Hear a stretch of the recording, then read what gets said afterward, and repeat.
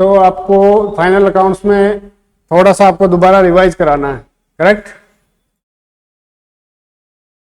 आपको इसमें क्या समझाना है, ट्रेडिंग अकाउंट में आपको क्या बताना है?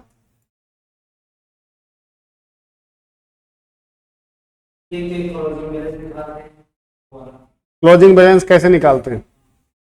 क्लोजिंग बैलेंस बोले तो क्लोजिंग स्टॉक का पता कैसे लगाते हैं? हम्म हम्म हाँ, ठीक है, कोई बात नहीं। देखो, सबसे पहले तो अपन बात करते हैं क्लोजिंग स्टॉक कैसे निकालते हैं। अगर प्रैक्टिकल लाइफ की बात करें तो क्लोजिंग स्टॉक निकाला जाता है, आपकी दुकान में कितना माल पड़ा है आप काउंट करोगे। साल के अंत में आपको काउंट करना होता है कि अपने पास कितने का माल पड़ा है। आप देखोगे कि 10 बोरी आपके पास चीनी पड़ी हुई है, 10 बोरी का आपने 10,000 से खरीदा तो कितना हो गया, 1,00,000। 10 बोरी आपकी जो है बूरे की पड़ी हुई है, उसकी वैल्यू है मान लो 12,000, तो कितना हो गया, 1,20,000। तो ऐसे इन सब का क्या करोगे, आप टोटल करोगे और टोटल करके क्लोजिंग स्टॉक निकालोगे 2,20,000। ऐसे निकाला जाता है प्रैक्टिकल लाइफ में तो क्लोजिंग स्टॉक की वैल्यू। लेकिन इसमें अब क्वेश्चन में तो क्या है, आपको दिया हुआ होगा कि क्लोजिंग स्टॉक क्या है। अगर नहीं दिया हुआ है तो बाकी और चीजें दिया होगा, उससे आपको क्लोजिंग स्टॉक निकालना रहेगा। ठीक है, तो आ रही बात समझ। अब एक सिंपल सा अपन इसका फॉर्मूला क्या है, एक फॉर्मेट में लिख लेते हैं कि कैसे अपन को पता लगना है कि कैसे क्लोजिंग स्टॉक निकालना है, क्या करना है। देखो, फॉर्मेट क्या होता है ट्रेडिंग अकाउंट का, ये होता है, ये इधर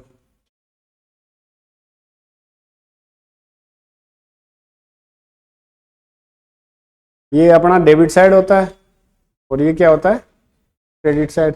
ठीक है, इधर अपन पर्टिकुलर्स लिख देते हैं,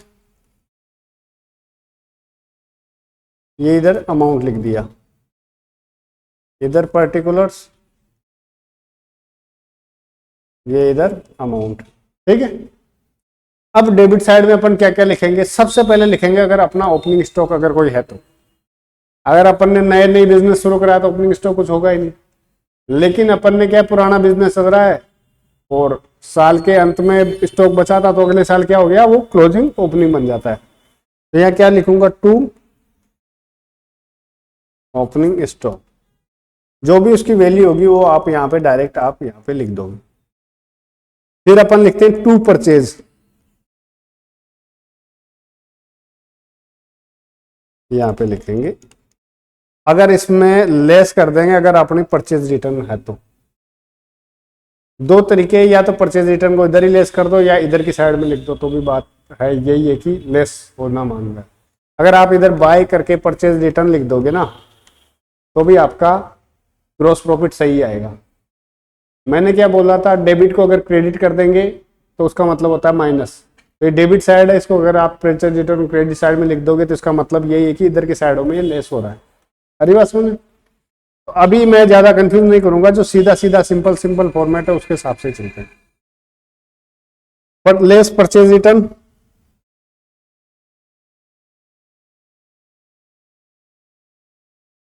माइनस कर देंगे। माइनस वाले चिन्ह को अपन हमेशा ब्रैकेट में दिखा, ब्रैकेट का मतलब ही माइनस होता है। जो वैल्यू निकल के आएगी वो आप यहाँ पे लिख दो। ठीक है, इसके बाद टू, आपको माल अपने सामने वाले सप्लायर से अपने गोदाम तक लाने, अपने दुकान तक के लाने के सारे खर्चे इधर आपको डेबिट साइड में लिखने हैं, चाहे किसी नाम से हो, चाहे वो वेजेज हो, चाहे कैरेज इनवार्ड हो,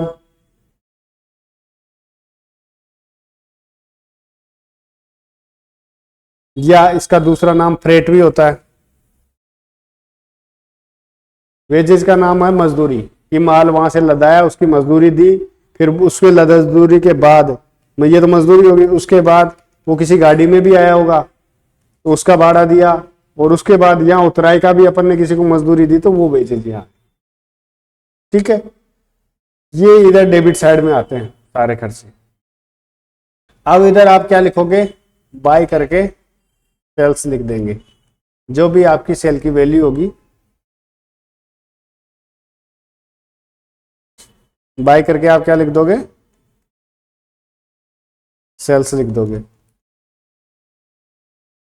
हाँ, सेल्स रिटर्न को आप चाहो तो डेबिट साइड में लिख सकते हैं। डेबिट साइड का मतलब यही है कि इधर से लेस हो गया है, तो लेस सेल्स रिटर्न, ठीक है।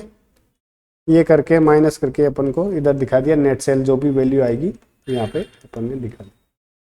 फिर अपन लिखेंगे बाय करके क्लोजिंग स्टॉक, जो भी वैल्यू निकल के आएगी अपन।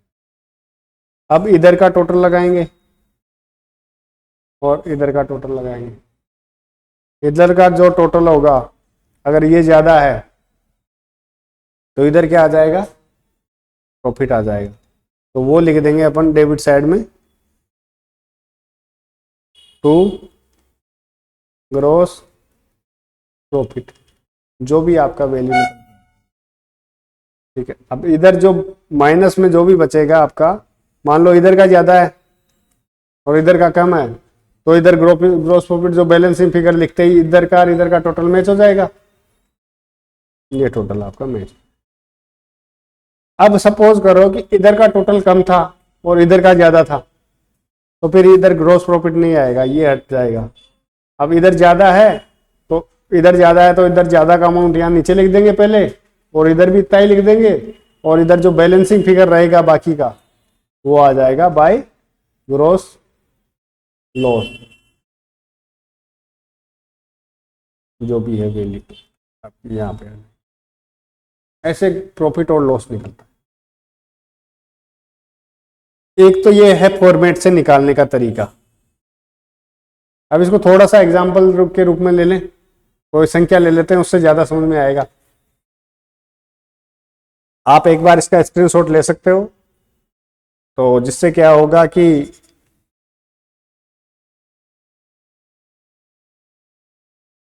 ये लो, आप इसका स्क्रीनशॉट ले लो इस फॉर्मूले का, जो भी फॉर्मेट है इसका, तो उससे आपको बाद में लिखने में आसानी रहेगी, समझने में आसानी रहेगी।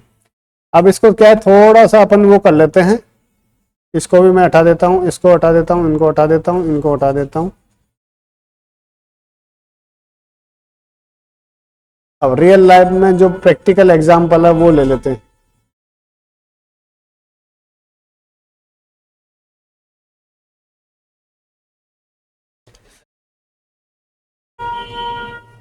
क्या हो गया, साइड वाला एग्जाम्पल ले ले क्या, ठीक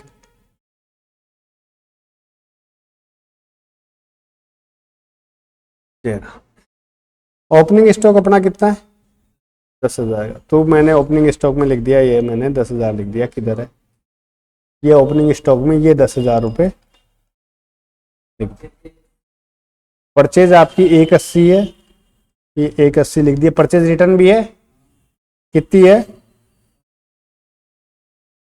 1,000 रुपये। तो ये 1,000 रुपये ले लिया, ये माइनस में मैंने दिखा। तो कितना आ गया, 179,000 इधर आ गया। कोई वेजेज भी है, ये 10,600 की वेजेज ले लिया। और बताओ, कैरेज इनवर्ड है। मैन्युफैक्चरिंग को अभी नहीं समझ रहे अपन, अपन तो यहीं तक चल रहे हैं अभी। कैरेज इनवर्ड है तो वो बताओ, मैं देख लेता हूँ कौन कौन से आइटम है। कैरियज इनवर्ड है, मैन्युफैक्चरिंग को अभी नहीं पढ़ेंगे अपन, बाद में देखेंगे इसको। बस गैस फ्यूल को बाद में देखेंगे, डॉक चार्जेस को बाद में देखेंगे, फैक्ट्री रेंट को बाद में देखेंगे। तो यहां तक हो गया। कैरिज इनवर्ड 1,400 है तो वो 1,400 रुपये मैं लिख देता हूँ। रेट इनवर्ड का ये 1,400 रुपये और लिख दिए। सेल्स कितनी है,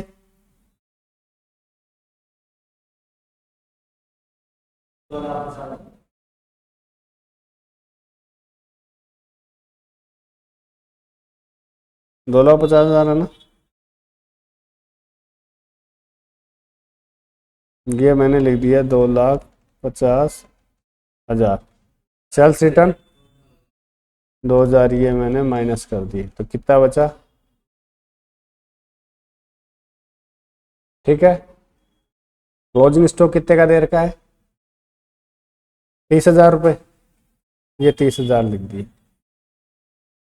अब सपोज करो कि आपको कुछ नहीं दिया और कुछ नहीं दिया हुआ, फैक्ट्री के रेंट वेंट कुछ नहीं दिया हुआ, आपको अभी अपना सिंपल बिजनेस है, मैन्युफैक्चरिंग का कोई भी बिजनेस नहीं है, ना अपनी कोई फैक्ट्री है, अपन सीधा माल खरीदते हैं और माल बेचते हैं, यहीं तक के सारे खर्च। आप क्या करोगे, इधर क्रेडिट साइड का आप टोटल लगाओगे दोनों साइड का कि किधर का ज्यादा है। ठीक है, तो 248 प्लस 30 कितना हो गया? 2,78,000 हो गया। अभी लिखना नहीं है, मन को में याद रखना है या रफ कॉपी में लिख लेना। इधर का टोटल लगाओ, 10,000 प्लस एक निवासी, एक निवासी और 10, 1,99,600, 1,99,600 और 10, 2 लाख, 2 लाख और 400, 2,01,000। ठीक है, 2,01,000 है, 270 इधर है, तो इधर का ज्यादा है, 278,000 तो इधर लिख दिया। इधर भी कितना आएगा? 278,000। लेकिन इधर का टोटल कितना है? 2,01,000 ये। बाकी का जो बैलेंस है 2,78,000 माइनस 2,01,000, ये आप लेस कर दोगे तो कितना आ जाएगा? 7 और ये 77,000। ये 77,000 का आपका क्या आ गया? ग्रोस प्रॉफिट आ गया।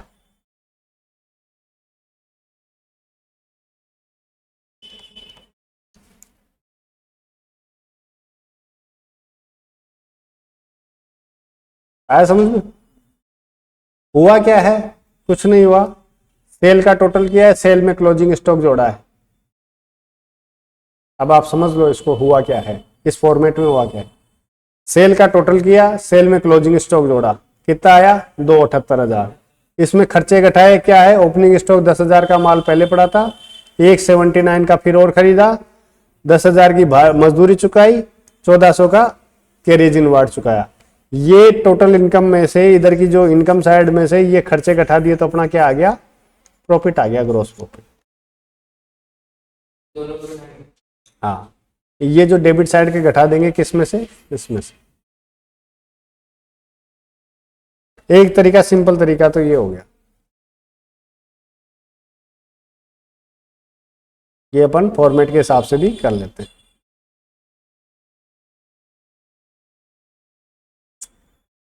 अब सिंपली मैं एक दूसरा क्वेश्चन पूछता था जो तुम्हें कल भी पूछा था कि कॉस्ट ऑफ गुड्स सोल्ड कैसे निकालते हैं।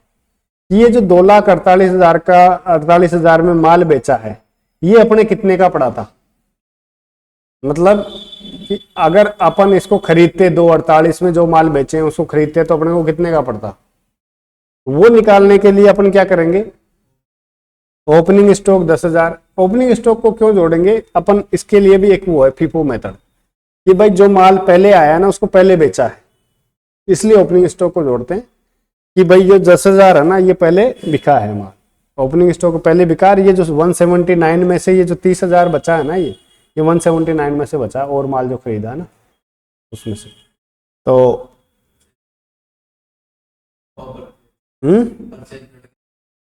हाँ, नेट परचेज को ही लेना है अपन को।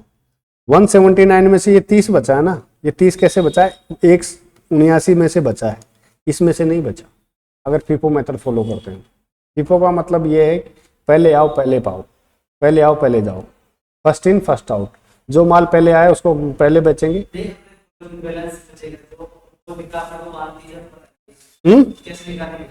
वो तो गिनेंगे अपन। तो अकाउंटिंग में आपको टैली में पता होगा ना कि जितना माल बचा हो उसका ऑटोमेटिक क्लोजिंग स्टॉक आता था। इसमें तो ये क्वेश्चन में दिया हुआ होगा आप। अगर मान लो ये सारी चीजें दी हुई है और ये सारी चीजें दी हुई है, क्लोजिंग स्टॉक नहीं दिया हुआ तो क्लोजिंग स्टॉक कैसे निकालेंगे? यही पूछ रहे, वो तो अभी पता लग जाएगा। ये आते हैं। अब ये जो 30,000 है ना, ये किस में से होगा? सीधी मान्यता ये है कि अपन ये मानेंगे कि भाई ये 179 में से, जब तक कि क्वेश्चन में कुछ नहीं दिया। तो कितने का माल बेचा होगा? देखो 10,000 का खरीदा है, 179 का और खरीदा है, तो कितना का हो गया? 179 का माल हो गया। माल कितना बचा है अभी? तो है? एक निवासी हो गया, उसमें से माल कितना बचा अभी? टोटल माल भाई एक निवासी का है इस सहित, ओपनिंग स्टॉक प्लस परचेज सहित कितना हो गया, एक निवासी। उसमें से 30,000 अभी भी बचा हुआ है, ये मैं लेस कर दिया 30,000, तो ये बेचे गए माल की लागत निकल के आ जाती है 1 2 3 9 और 5, 1,59।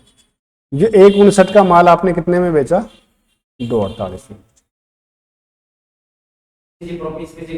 इसमें से आप ये अब इसमें थोड़ा सा दो खर्चे हो रहे हैं, ये मजदूरी और ये और ऐड कर दो इसमें, कितनी, 1,59 में माइनस नहीं करना, अभी ऐड करो खर्चा। ये तो क्या है, ये खर्चा है एक तरीके से, बेचे गए माल की लागत है। अब खर्चे में और थोड़ा खर्चा जोड़ोगे ना, तो खर्चा जोड़ा 10,600 प्लस 1,400, तो ये कितना हो गया, 1,100 और 12,000 हो गया ना, 12,000 हो गया। इसमें 12,000 और जोड़ दो 1,59 में, तो 1,71 हो गया मेरे ख्याल से, ठीक है। अब 1,71 बेचे गए माल की लागत है। अब 1,71 को घटा दो 2,48 में से,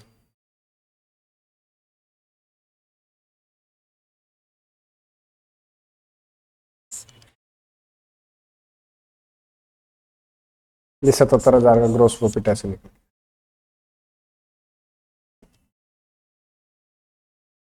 ठीक है। अपने पास अगर ये मजदूरी और कैरिज इनवर्ड नहीं होता ना, तो बेचे गए माल की लागत कितनी आती, 1,59 ही आती।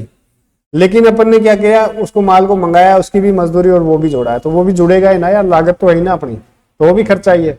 तो वो खर्चा है, उसमें से 2,48 लेस कर दोगे तो अपना ये सारा माल निकल के। अब दीपक जी कह रहे हैं कि अपन को क्लोजिंग स्टॉक कैसे पता लगेगा, तो उसके लिए क्वेश्चन में ये देगा आपको, देखो मैं बताता हूं।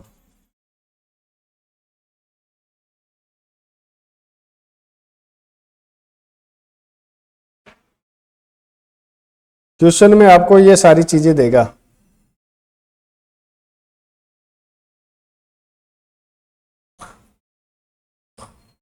इधर देख लो। क्वेश्चन में आपको ये सारी चीजें देगा, ओपनिंग स्टॉक देगा, परचेज देगा, इधर देखो दीपक जी, वेजेस देगा, कैरीज इनवार्ड देगा, ग्रोस प्रॉफिट भी देगा, आपने प्रॉफिट कितना कमाया। इधर साइड का टोटल करो, कितना आ रहा था, 2,78,000, ठीक है। अब इधर का साइड में 2,48, अब इधर भी 2,78 ही आना है। अब 2,78 में से 2,48 गया तो बाकी क्या बचेगा, इधर क्लोजिंग स्टॉक ही बचेगा। ये लो 30,000 क्लोजिंग स्टॉक आ गया, बैलेंसिंग पीरियड ऐसे निकालते हैं, ठीक है। ऐसे हो सकता है कि ये सारी इधर की सारी चीजें दिया हुआ हो और ग्रोस प्रॉफिट दिया हुआ हो, और वेजेज की जगह ये मान लो वेजेज नहीं दियो, या मान लो परचेज नहीं दिया हो, तो फिर परचेज कैसे निकालोगे, 2,78 दिया हुआ है, इधर भी 2,78 ही होना चाहिए, लेकिन आप इन सब का टोटल लगाओगे, इसका इसका इसका इसका, इन सब का टोटल लगाओगे, तो अगर वो जो टोटल कितना है, जैसे 10,000 प्लस 10,600 कितना हो गया, 20,600 और 1,400, 22,000, 22,000 प्लस 77,000, 99,000। अब 2,78 है, उसमें से 99 लेस कर दो, तो बाकी जो बचेगा आपका 18 में से हो गया तो 9, और 16 में से हो गया तो ये 179, ये देखो ऐसे 179 ऐसे निकल के आए भाई। बाकी और सारी चीजें दी होगी, एक चीज नहीं देना है तो ऐसे करके निकाल सकते हो, ठीक है। आगे समझ में यहाँ तक। अब ये तो बात थी कि अपना सारा सब बिजनेस क्या है, नॉर्मल है, अपन कुछ नहीं करते, खरीद बेच का ही काम करते हैं। लेकिन उस केस में क्या होगी, अपनी फैक्ट्री भी अपन क्या है, माल बनाते भी है। ग्रोस प्रॉफिट का मतलब ये समझाया था कि अपनी दुकान पर आने तक के सारे खर्चे वो लेस करेंगे अपन सेल में से, ठीक है, तो उससे जो प्रॉफिट निकल के आएगा वो अपना क्या होगा, ग्रॉस प्रॉफिट। अब इस केस में अपन क्या है, माल खरीद नहीं रहे, माल खुद ही बना रहे हैं कच्चे माल से, कच्चे माल से खुद ही बना रहे हैं, तो अपना क्या होगा, एक फैक्ट्री होगी, वहां मजदूर काम करेंगे, और वहां फैक्ट्री में क्या होगा, मशीनें लगेगी, मशीनें में क्या होगा, किराया लगे, वो बिजली का बिल लगेगा, ठीक है, तो वो सारे खर्चे, 15 चार्जेस लगेंगे, सारे खर्चे। तो जो दुकान, भाई फैक्ट्री से बढ़ के माल कहाँ आएगा, अपने गोदाम में आएगा, गोदाम में आने तक के सारे खर्चे किस में जोड़ेंगे अपन, इधर डेबिट साइड में जोड़ेंगे। अब वो खर्चे कौन कौन से, ये खर्चे तो हैं ही हैं, अब अपनी फैक्ट्री भी है सपोज को, ये इधर आ जाओ, इसी को ले लेते हैं एग्जाम्पल में,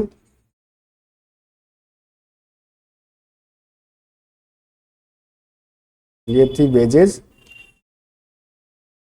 रेट इनवर्ड, ठीक है, ग्रोस प्रॉफिट में अभी 77,000 नहीं करता हूं, इसको हटा देता हूं। अब बताओ कि अब ये अपनी फैक्ट्री है सपोज करो,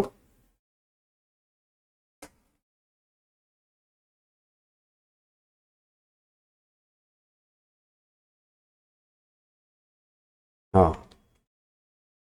तो अपना ये ओपनिंग स्टॉक अपन ने डाल दिया था, परचेज अपन ने डाल दिया था, परचेज सेल्स अपन ने डायलॉग कर दी थी, उसमें से सेल्स रिटर्न अपन ने लेस कर दी थी 2,000 रुपये, ठीक है, 248 बच गया था अपना, वेजेज अपन ने डाल दी, कैरेज इनवार्ड अपन ने डाल दिया, परचेज रिटर्न अपन ने कर दी, सेल्स रिटर्न अपन ने कर दी। अब ये है मैन्युफैक्चरिंग एक्सपेंसेज। मैन्युफैक्चरिंग का मतलब ये कि आपने जो माल बनाया है उसके खर्चे, बनाने में खर्चे कितना है, 21,500। भाई अपना फैक्ट्री में माल बन रहा है अभी, तो वहां पे जो भी सारे खर्चे होंगे वो जोड़ेंगे, मैन्युफैक्चरिंग टू मैन्युफैक्चरिंग एक्सपेंसेस लिख देंगे इधर, और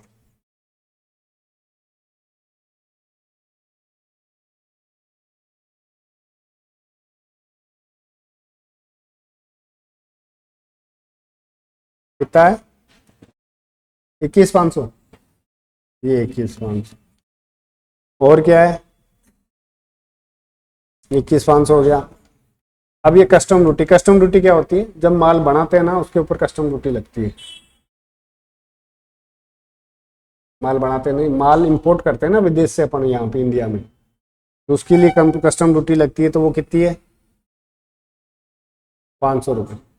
तो वो जो आएगी, गैस फ्यूल पावर जो फैक्ट्री में काम हुआ है बस वही लेना है, जो फैक्ट्री में काम आया वही लेना है। अगर ये मान लो आपके ऑफिस में काम आता गैस, मान लो आप इसमें एक छोटा किचन बना रखे हो, उसमें आपने छोटा कोई एक वो रख रखे हो, उसमें गैस डला रहे हो, तो वो वाली गैस काम में नहीं लेना, फैक्ट्री में गैस काम में आ रही है वही वाली गैस काम में लेना, ठीक है। तो गैस फ्यूल पावर वो काम में लेना है, डॉक चार्जेज ये बंदर का चार्जेज है, और फैक्ट्री रेंट आपका 1,200 रुपये है। तो अब ये जो फैक्ट्री के सारे खर्चे हैं ना, फैक्ट्री तक के अपने गोदाम तक आने के सारे खर्चे, अब ये सारे खर्चे, मैन्युफैक्चरिंग क्या है, फैक्ट्री में खर्चा हो रहा है, फैक्ट्री में ये खर्चा माल बन के अपने गोदाम तक आएगा, उसका खर्चा है। कस्टम ड्यूटी भी अपने माल आएगा, अपन ने विदेश से माल मंगाया कुछ आइटम जो कि माल बनाने के लिए है, तो वो कस्टम ड्यूटी उसमें जुड़ेगी। गैस फ्यूल पावर तो फैक्ट्री में काम आया वो भी खर्चा है। डॉक चार्जेस यानी कि बंदर का चार्जेस होता है, डॉक का मतलब, वो भी अपने उसमें जुड़ेंगे, फैक्ट्री रेंट भी आपका इसमें जुड़ेगा। तो ये सारे नाम इधर लिख देते हैं हमें। अब तुम बताए जाना कौन कौन से खर्चे का नाम है। तो मैन्युफैक्चरिंग लिख दिया, टू, बताओ डॉक चार्जेस कितना, डॉक चार्जेस कितना है, बुक है ना तुम्हारे पास, 200। टू, फैक्ट्री रेंट कितना, 1,200। To, gas fuel and power कितना है, 3,000। टू, और कुछ बचा, कस्टम ड्यूटी कहाँ करा, फ्रांस। तो ये क्या है, सारे खर्चे क्या हो गए अब तक के आने के, अपने गोदाम तक के आने के खर्चे हो गए। अब इन खर्चों को और क्या करेंगे अपन, ऐड करेंगे खर्चों में। अब टोटल लगाओ इधर का और इधर का, किधर का टोटल ज्यादा है।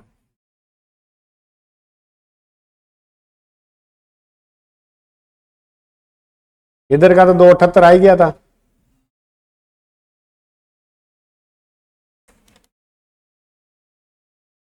ठीक है, और इधर की बात करें तो अपना इधर का कितना आ गया था, इधर का टोटल कितना आ गया था,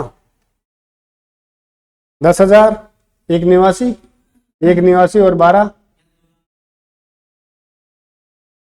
2,01,000 आ गया था ना, 1400 तक 2,01,000 आ गया था। ठीक है, एक निवासी प्लस 12, हाँ ठीक है, 2,01,000 तक आ गया था। अब इसमें और जोड़ो, 21,500 और जोड़ो,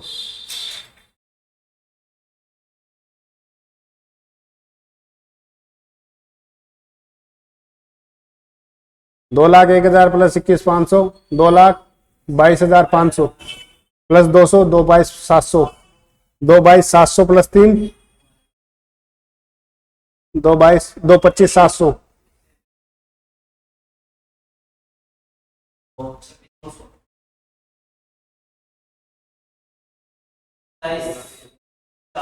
सत्ताईस चार सौ, मतलब कि एक 27,400, दो 27,400 हो रहे हैं, 2,27,400, और इधर का टोटल कितना है, 2,78,000।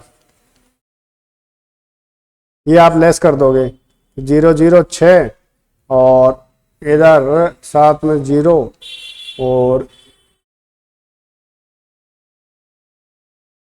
50,600 का ग्रोस प्रॉफिट आ रहा है क्या, अगर सही अपन ने कैलकुलेट किया है तो, सही टोटलिंग करिए तो सही आ रहा है ना, तो यही प्रॉफिट बुक में यही आ रहा है।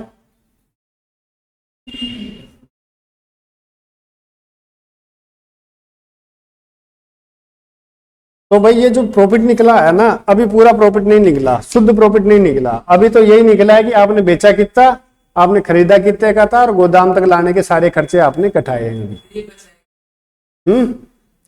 बचाएगा क्या भाई, ये तो क्वेश्चन है। खर्चों में अभी तो और पूरा होगा। तो ये तो अभी तक अपना ओनली व्यापारिक लाभ पहुंचा कि आपको व्यापार करने से कितना आपको फायदा हुआ, लॉस हुआ। मतलब अगर देसी भाषा में बोले ना, मैं व्यापार करवा सो कतरो फायदो हो कतरो नुकसान हो, ये पता लगे। ये तो व्यापार मतलब खरीद बेच। अब तू घर का किराया भी चुका, झंडा तू रहो तुमको किराया भी चुका, कोई रेंट से वो भी घटा, वो सारे सब घटा, वो सारी चीजें घटाने हैं।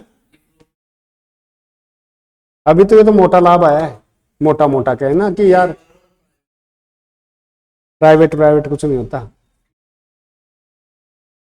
घर घर का तो मैंने नाम बोल दिया, ऑफिस की बात कर रहा हूँ। तो ऑफिस का खर्चा और वो जो उसकी दुकान का खर्चा जो भी है। क्वेश्चन में तो अभी तक तो मैन्युफैक्चरिंग ट्रेडिंग अकाउंट ही बना रहा है ये, अभी आगे बनाएगा ट्रेडिंग एंड पीएनएल अकाउंट को। हम्म है? हाँ ये बराबर करेगा, और क्या है, ठिकाना लगाएगा सबको। तो ये तो हो गया ट्रेडिंग वाला। ट्रेडिंग के साथ सिंपली अपना मैन्युफैक्चरिंग भी है थोड़ा बहुत, तो उसके साथ। लेकिन स्पेशल रूप से अगर मैन्युफैक्चरिंग है तो मैन्युफैक्चरिंग अकाउंट पहले बनता है, फिर ट्रेडिंग अकाउंट बनता है। जो संस्थाएं वस्तुओं का निर्माण करती है वे वर्ष के अंत में ये जानना चाहती है कि वर्ष के दौरान कारखाने में जो उत्पादन किया है उसकी उत्पादन लागत क्या है, यानी कि जो कारखाने में आपने बनाया है उसका प्रोडक्शन कॉस्ट क्या है, कि माल जो अपना बन रहा है उसमें कारखाने में, उसके एक प्रोडक्ट की कॉस्ट क्या है या उसकी उत्पादन की लागत क्या है। व्यापार खाते से यह सूचना प्राप्त करती है कि व्यापार खाते में निर्मित माल के प्रारंभिक तथा अंतिम स्टॉक को एवं विक्रय की राशि को दिखाया जाता है, एवं कई निर्माणी व्यय जैसे हार्स मरम्मत आदि को व्यापार खाते में सम्मिलित नहीं किया जाता।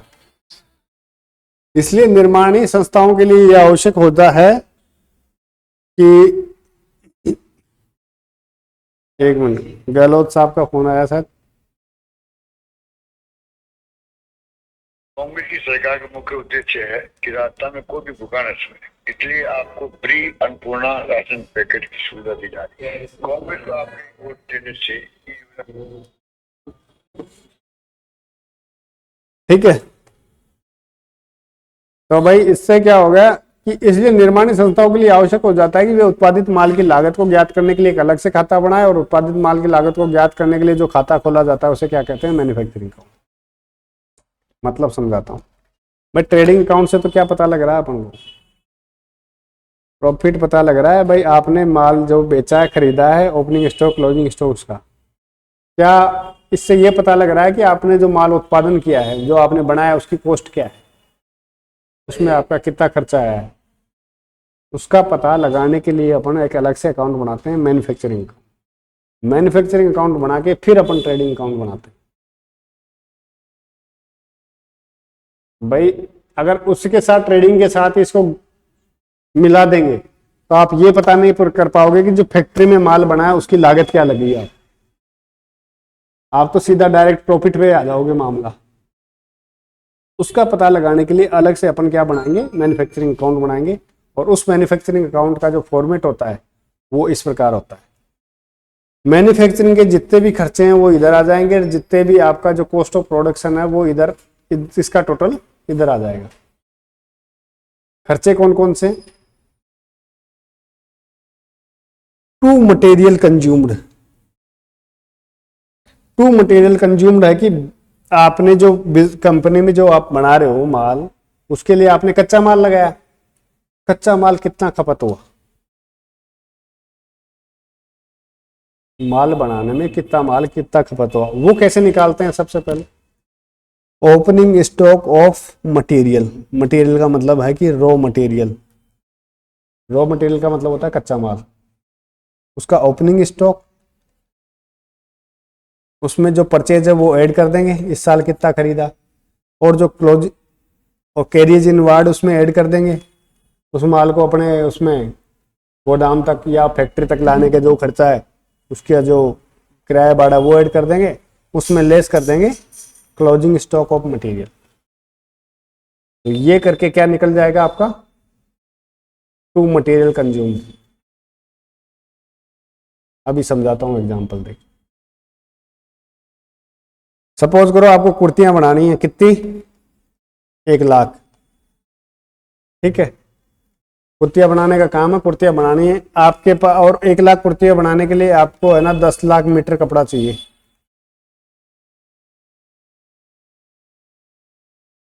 ठीक है। अब आपके पास क्या है, 10 लाख मीटर कपड़ा खपत होगा आपका। ठीक। आपके पास क्या है कि 10,000 मीटर पहले से ही पड़ा है। अब आपने क्या किया, माल ऑर्डर दिया, माल ऑर्डर ऐसे दिया है कि भाई आप क्या है कि 12 लाख मीटर खरीदो तो आपको डिस्काउंट मिलेगा बढ़िया से। तो आपने एक साथ कितना खरीद लिया, 12 लाख मीटर माल खरीद लिया।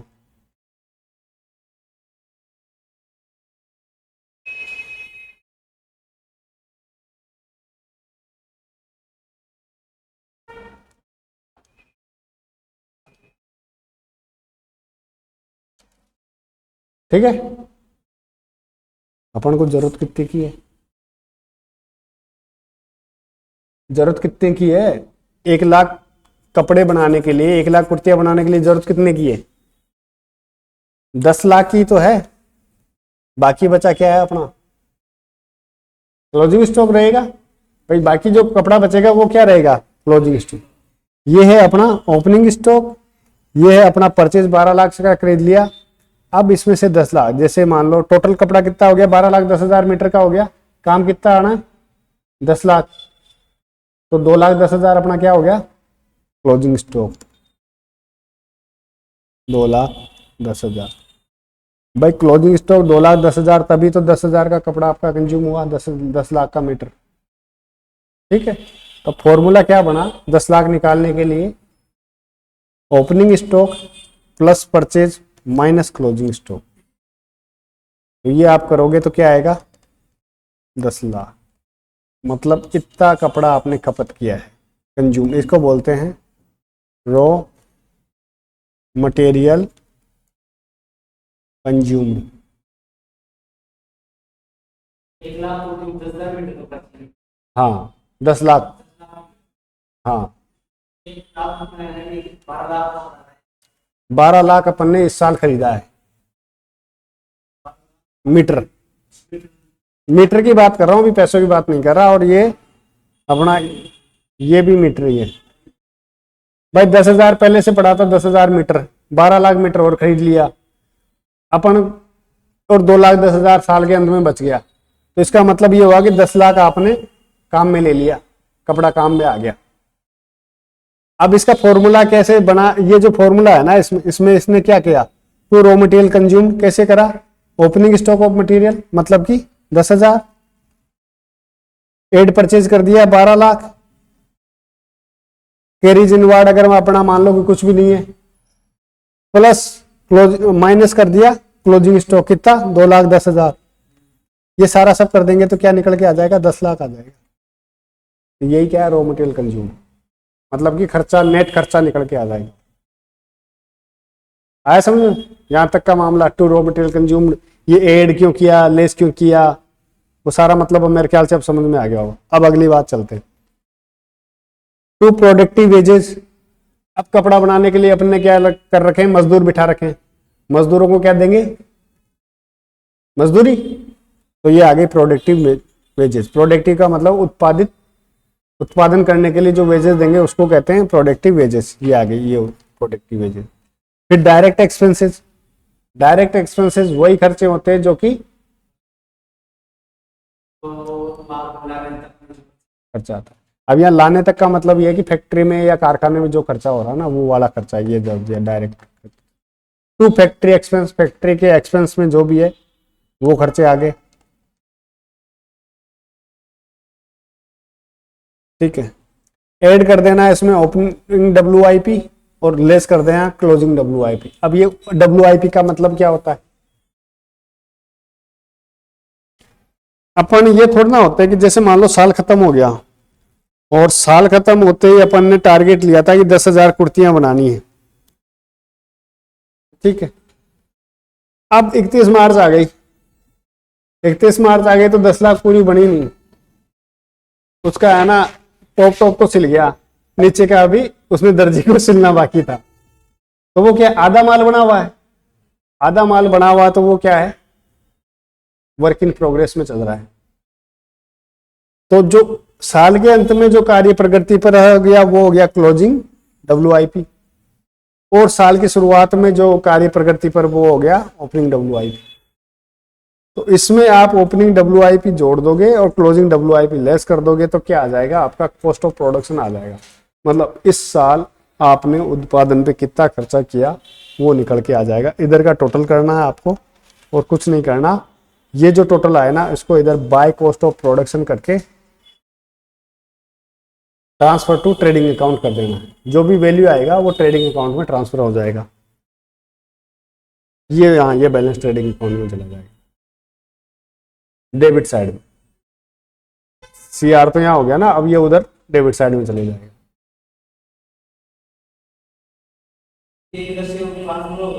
हाँ, अब ये चीज बना, हाँ ये वाला, ये जो वैल्यू निकल के है, ये वैल्यू कौन सी है, ये यही तो वैल्यू है।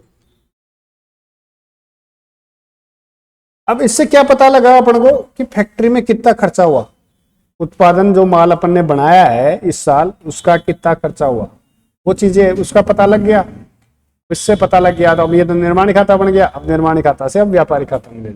अब इनको अपन बेचेंगे, ये जो माल बन गया ना इसको बेचेंगे।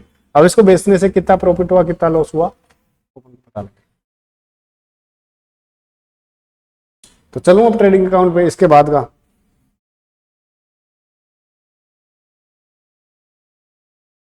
इसमें दिया ही नहीं, इसमें नहीं दिया, बुक में नहीं दिया, तो मैं आपको बता देता हूँ, है ना। अब सपोज करो अपन एग्जांपल लेते हैं इसमें। अब जो मीटर की जगह ये मानोगी वो पैसा था, जो मीटर था ना, क्योंकि अपन अकाउंट्स में लेखा करते हैं वो मौद्रिक मूल्य में करते हैं ना कि क्वांटिटी में। ये मैंने बताया था आपको, वो तो मैंने समझाने के लिए आपको मीटर मीटर बोला है। लिखवाएंगे लिखवाएंगे अभी। अब सपोज करो ओपनिंग रॉ मटेरियल कंज्यूम निकालना अपन को, ओपनिंग स्टॉक ऑफ मटेरियल लिखना है अपना, कितना था 10,000 रुपए हैं। अब परचेज कितना का किया 12 लाख का। कैरीज इन वार्ड सपोज करो कुछ भी नहीं है अपना, मैं अभी 0 कर देता हूँ। क्लोजिंग स्टॉक ऑफ मटेरियल कितना था 2,10,000। ये क्या हो जाएगा लेस हो जाएगा, ये दोनों ऐड हो जाएंगे। ये कितना आ रहा था अपना 10 लाख। प्रोडक्टिव वेजेस अपनी 10,000 है जो मजदूरों को अपन ने दिए, ठीक है, काट दो एक बार।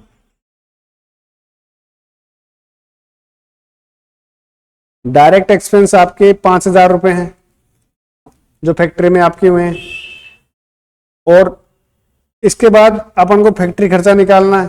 फैक्ट्री के जो खर्चे हैं सपोज करो ये 10,000 रुपए और हो गए।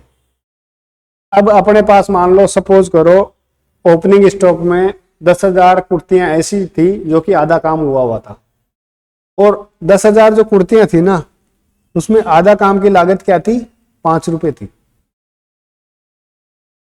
मतलब आधा काम जो 10,000 है उसमें 5,000 मत मानो, 50 रुपए मान लो यार, क्योंकि 10-20 रुपए का कपड़ा था और 10-20 रुपए की मजदूरी थी, तो इसकी वैल्यू क्या हो गई 50,000। 5 लाख हो गई ना 50।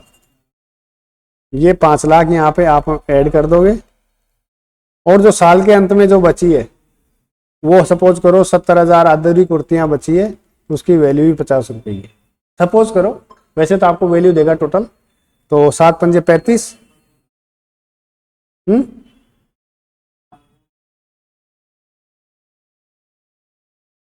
3.5 लाख ही होंगे क्या।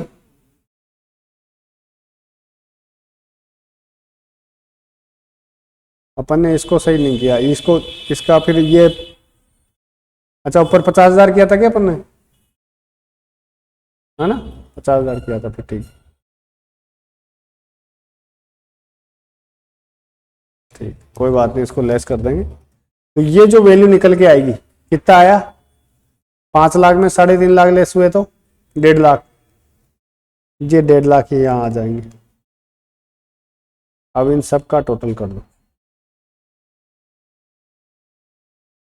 10 लाख प्लस 10 लाख 10,000, 10 लाख 15,000, 10 लाख 25,000, 10-25 प्लस 1.5 लाख 11,75। ये आपका डेबिट साइड में 11,75,000 आ गया। यही इधर आप, अब इधर कुछ भी नहीं है खर्चा, तो ये 11,75 आप इधर ऐड कर दोगे, ऐसे ऐसे लिख दोगे, और by cost of production transfer to trading account करके लिख दोगे 11,75,000, ठीक है। और सुरेंद्र इसको है ना सही करना बुक्स को फॉर्मेट, ये जो पर्टिकुलर आ रहा है ना इसको हटाना, और इसको यहाँ पूरी लाइन खींचना,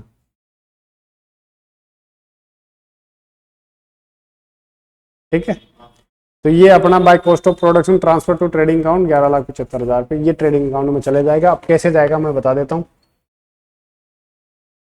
यहाँ पे टू परचेज के नीचे एक और आ जाएगा, to cost of production transfer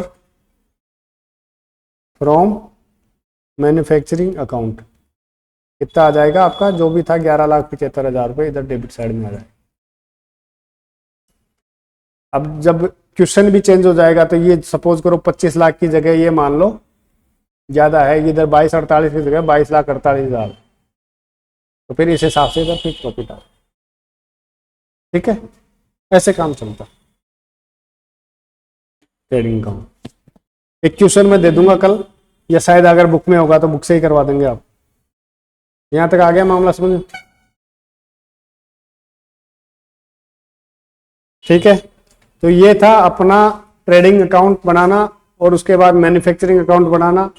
इसके बाद हम 1-2 क्वेश्चन करेंगे कल, और उसके बाद अपन आगे चलेंगे। आगे इसके बाद अपन balance sheet profit and loss बनाएंगे और फिर बैलेंस शीट बनाना सीखेंगे। तो चलिए मिलते हैं, तब तक के लिए जय हिंद जय भारत।